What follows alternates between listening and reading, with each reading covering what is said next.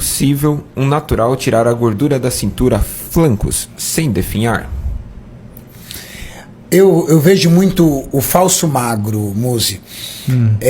E Júlio, as pessoas que são magras e têm barriga, e elas restringem ainda mais as calorias e faz mais cardio querendo perder aquela barriga e não perde, porque tem uma baixa de metabolismo basal. Isso. Não faz musculação, ou seja, não constrói fibras para aumentar a sua taxa de metabolismo basal, e a ânsia dele em perder aquela barriga, fica aquela barriga o tempo todo.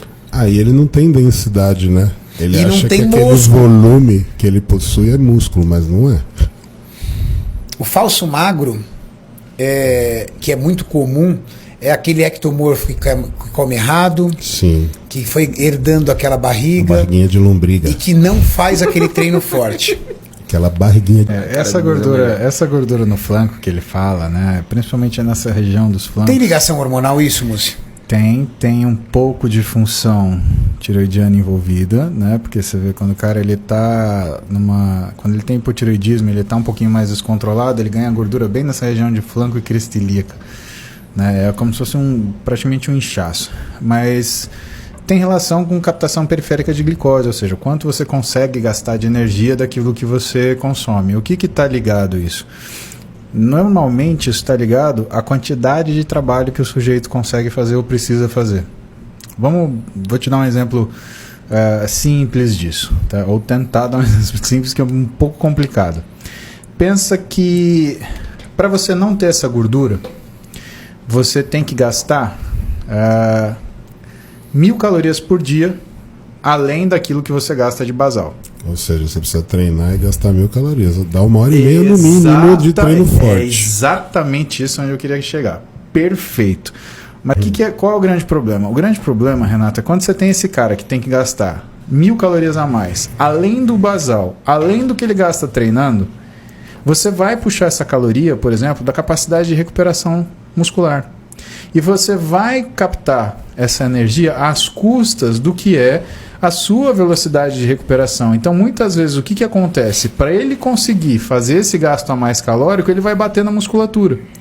Então, existe um tempo onde você tem que condicionar esse sujeito para ele gastar essas 1.000 calorias a mais no treino, para ser um gasto útil. Mas qual é o grande problema? Isso dá trabalho. E como é que o sujeito ganha isso? Bom, ele ganha de algumas formas. Ou ganha do jeito que você falou, criando restrições sucessivas.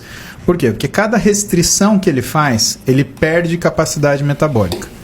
Quando ele devolve na situação normal, o metabolismo dele, ele volta, entre aspas, uma parte do que era, mas não volta 100%. Então, imagina um cara que gastava de basal, sei lá, 3.000 quilocalorias. Ele faz uma dieta super restritiva, quando ele volta na dieta restritiva, ele passa a gastar 1.500. Quando ele volta dessa dieta restritiva, ele já começa a gastar 12.700. Então ele perdeu 300 calorias. E quantas vezes uma pessoa que quer emagrecer, ela faz dietas restritivas ou super restritivas ao longo da vida? Faz pelo menos exatamente. Então ela vai detonando. Chega uma hora que o gasto, ele vai fazer a dieta restritiva e a queda da basal dele é tão pequeno que é como se ele não tivesse mais nem restrição nenhuma. E o que acontece? O que acontece são os sintomas do cara de baixa função metabólica. Pouca capacidade de sustentação de treino, baixa velocidade de recuperação, pouca força, baixo endurance, pouco apetite.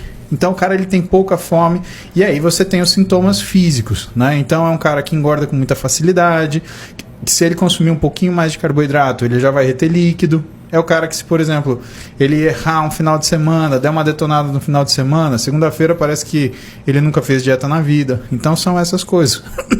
Por isso que a gente fala, né? Não para de bater no teu metabolismo. Se você está fazendo dieta restritiva, como se fosse uma alternativa a comer direito, pensa bem se é isso que você devia fazer mesmo. Compensa muito mais você procurar alguém que te ajude. Explica pra galera o que é dieta restritiva, Múcio. Dieta restritiva é sempre que você tem um corte calórico frente àquilo que você normalmente consome. Então, quando um nutricionista ele passa aborda... fome. É o passar fome, mas às vezes não precisa passar fome, Renato. Às vezes você só faz uma restrição calórica muito abrupta e isso já representa uma resposta restritiva para o teu organismo. Vou te dar um exemplo. 5.000 calorias é bastante, né? Pô. Se você passar a comer 4.000 calorias, é uma queda bem grande, não é? Para um indivíduo como o Júlio é. 20%. Então, mas para qualquer um é.